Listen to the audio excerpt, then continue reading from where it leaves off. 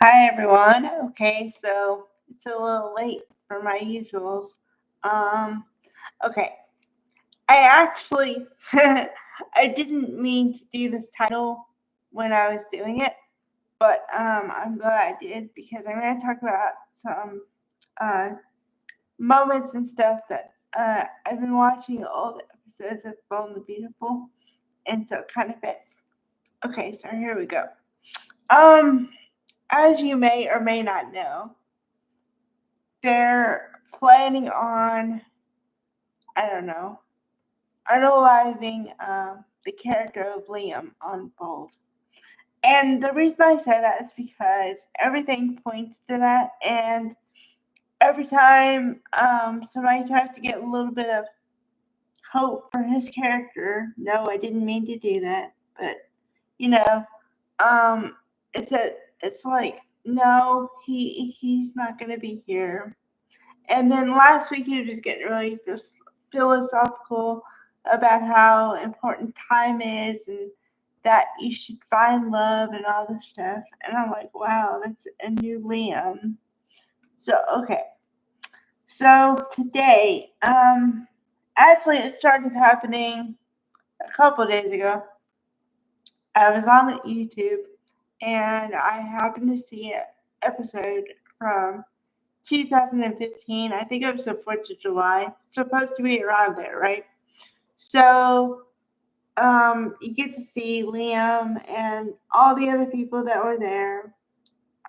When I guess he had just started on the show. I'm not really sure because I know he's been on there a while. It's the same as Lawrence and Victor and all. Like they've all been around 10 years.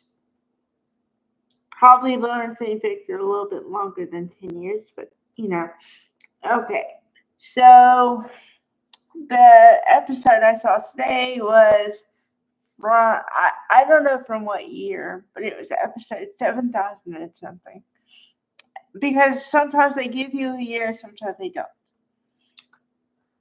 So I'm like, okay, I'll watch a little bit of it and see what happens, right?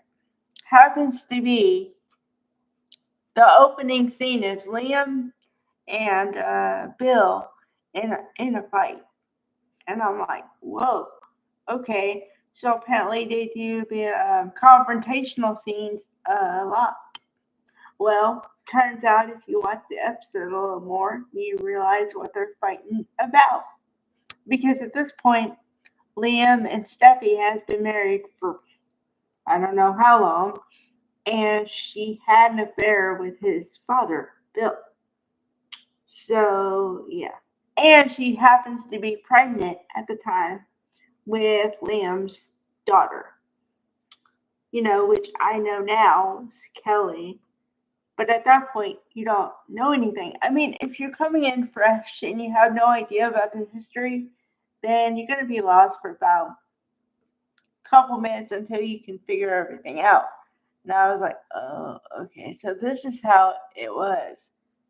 Um, I know enough of the backstory of Liam's character to understand most of his character's behaviors and stuff, but I didn't know that piece of it. I know now, so it makes sense. Um, yeah, so it's just really great.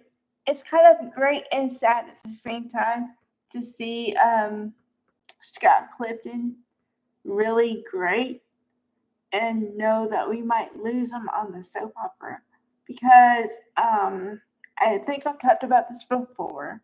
So sorry if I have, but Scott Clifton has been a part of my life for a big chunk of my life because I used to be a ABC girl, which means I would watch all the soap operas on ABC.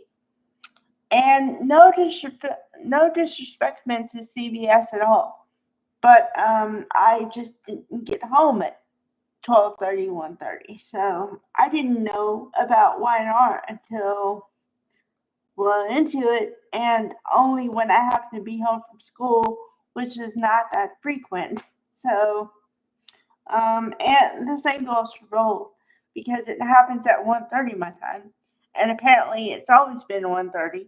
So, yeah, that's kind of early, you know.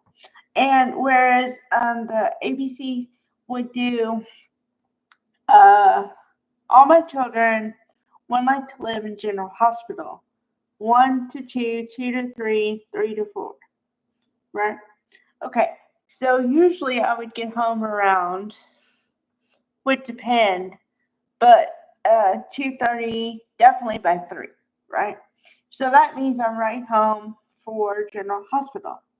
And Scott Clifton happened to be on General Hospital for a bunch of years because he played Dylan, and he was with Georgie for a while until they broke up, and it was a big to do. So when I was a teenager, well, I don't know exactly what age, because this is how I chronology my life. Okay, um, I just become a teenager when the story of Robin and Stone, and then that happened, and then there was some time between when they had more teen storylines after that, but it was a while. So then, Georgie, the Georgie came back, and then they had to find a interest from her, and they were both teenagers. So then I think Scott Clifton was pretty new on the scene at that point. And so I was like, okay, cool. And he was like this really, you know, I don't know, bad boy kind of, because Georgia was supposed to be the good girl because she was the sister of BJ, you know, that kind of thing.